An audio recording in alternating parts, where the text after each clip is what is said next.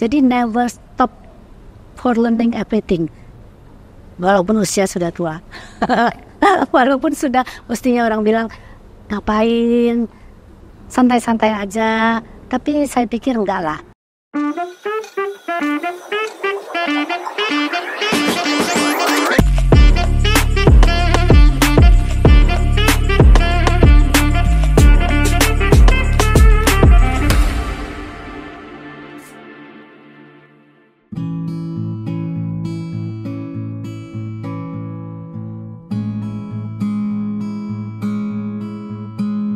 Sisik ini dilahirkan oleh teman-teman lama, teman-teman kecil yang satu daerah, dan kebetulan senang jalan-jalan juga makan.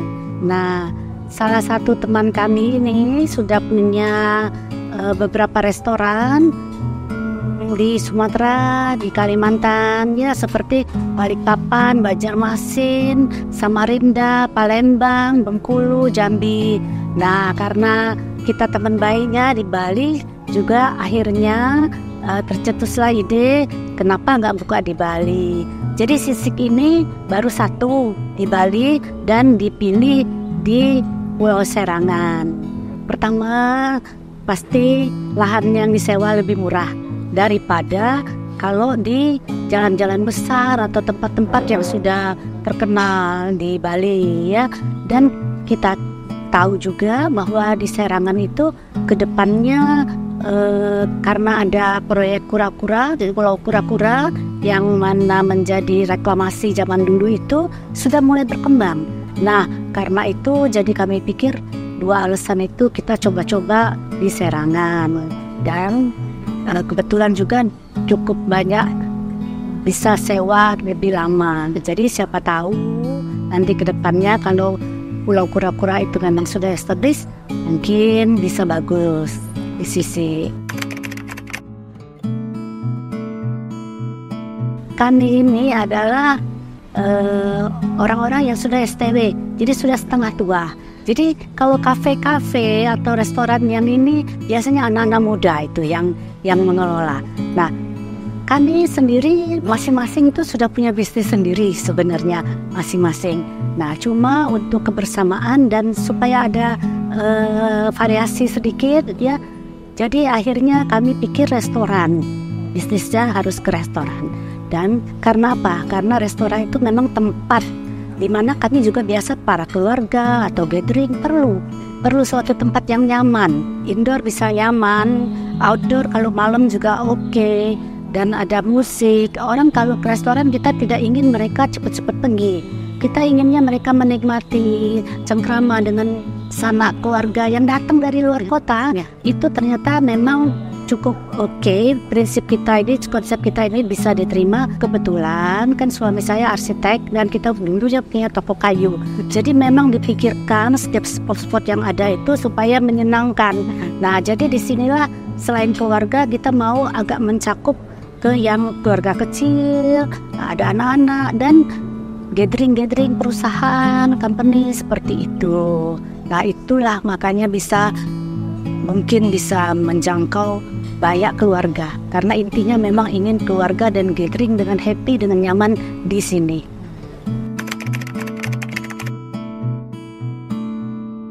Tadi kan saya cerita bahwa kita masing-masing nih STW, tapi sebelumnya punya background. Suami saya arsitek, teman saya main di restoran, dan saya dulu juga senang di marketing. Saya ini senang ngobrol, senang bisa memberitahukan, bisa sharing, ya. Nah, jadi kita bagi tugas. Teman saya yang biasa di operational kitchen, dia yang manage dari bahan baku, manajemennya, operasionalnya dia. Saya kebagian untuk yang marketingnya.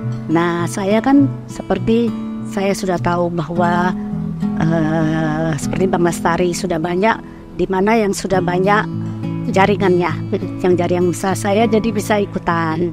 Makanya saya karena sudah lama juga dengan Lestari, dengan gampang saya dibantu sama teman-teman di Lestari ikut Lestari diskon itu, ya.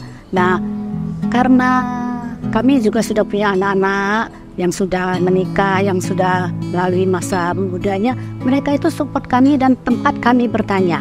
Sebenarnya kami banyak belajar dari mereka. Jadi mereka edukasikan, beritahu harus ada IG kami, harus kerjasama dengan travel, harus nanti kolaborasi dengan food blogger segala. Itu kami belajar dan kami ikutin. Jadi kami bikinlah IG, kami bikinlah web. Terakhir kami sudah web dan di Google juga ada ya. Nah itu sebenarnya support dari anak-anak. Jadi misalnya dia yang memberitahu si ini kolaborasi si A, food blogger A mau ke Bali, mereka yang kasih tahu. Nah oke, jadi apakah bisa mampir dengan kita? Nah jadi strategi kita selain yang manual, saya pun masih kerjakan yang manual. Iyalah pasti cetak flyer itu ya, masih saya suruh anak-anak bagikan di driver misalnya, atau di BUMN perkantoran ya. Saya masih menyebarkan gaya kuno seperti itu juga. Itu yang pertama. Kedua ya saya ikutin yang anak-anak itu untuk sosial media dan lain-lain. Nah sementara itu juga banyak teman-teman yang sudah bekerja, yang sudah di dunia pariwisata. Nah mereka kasih masukan, misalnya ayo jamu marketing kenalan sama member Asita yang di Bali dan lain. Nah ini baru kita lakukan supaya bisa juga menjaring yang tour and travel. Jadi bukan keluarga saja. Untuk keluarga tentu saja, untuk teman-teman ya selalulah apapun mulut ke mulut kita jaga, kita minta mereka review. Nah mungkin dari situ, dari segi marketing di sana pelan-pelan nanti bisa lebih luas orang tahu sisi. Jadi never stop for learning everything. Walaupun usia sudah tua, walaupun sudah mestinya orang bilang ngapain, santai-santai aja. Tapi saya pikir enggak lah, kita belajar. Apa dicoba ya, gagal enggak apa-apa. Jadi apapun kita coba belajar. Belajar dari orang muda pun oke. Nah, harus gitu.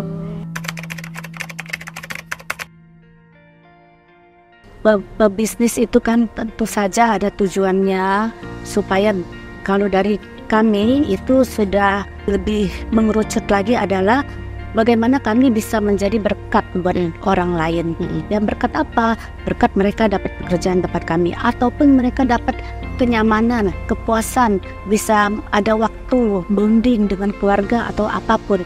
Nah di tempat-tempat itu. Jadi bagi kantor bisnis itu ya tidak pernah ada yang misalnya mau untuk diri sendiri aja yang puas, yang dapat, tapi tidak mengembangkan orang lain. Nah itu sebenarnya harus dipegang. Dimana kalau bisnis kita harus pikir bagian-bagian untuk orang lainnya apa. Karena Tuhan pasti akan memberikan lebih buat kita. Kita nggak pernah takut, tapi kita diperlihatkan di depan mata ada orang-orang yang mesti kita juga salurkan untuk mereka. Nah itu satu basic bisnisnya, bukan untuk kesenangan sendiri. Oke, passion supaya kita waktu menjalaninya enjoy.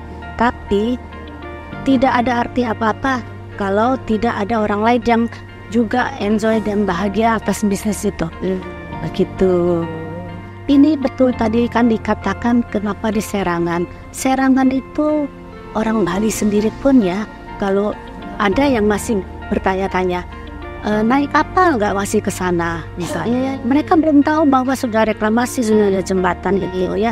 Mereka tidak tahu, apalagi orang luar kota. Kalau kita bilang di mana, di Pulau Serangan, mereka sudah membayangkan satu pulau. Apa itu Serangan kan? Padahal potensi Serangan itu bagus sekali. Alamiahnya mangrove-nya, hutan mangrove-nya itu masih menjadi paru-paru kan untuk udara di Bali. Nah Serangan ini karena tidak banyak orang tahu, itulah tantangannya. Bagaimana menyampaikan bahwa Bali itu ada Serangan, ada pulau seperti ini, ada apa aja di dalamnya. Nah itu tantangan sebenarnya. Tidak setiap orang tahu. Kami pun untuk dengan collab, seorang yang collab dengan kita, mereka waktu mau menyampaikan juga kadang-kadang masih kita sedikit benerin karena belum ngerti di Pulau Serangan itu. Nah itu tantangan restoran di Serangan bagi kami gitu. Nah tantangan juga ini untuk pemain seafood. Kadang-kadang kita merasa kedikitan stok barang, kadang-kadang kita merasa kebanyakan stok barang. Maklum karena Sisik ini belum terbaca tingkat keramaiannya sampai mana. Kadang ada tamu, kadang tidak ada tamu, kadang ya seperti itu tantangan juga tadi. Harus selalu belajar. Stay hungry, stay foolish. Jadi kamu pengenlah makan terus, merasa bodohlah terus untuk tetap mendapat ilmu dari manapun.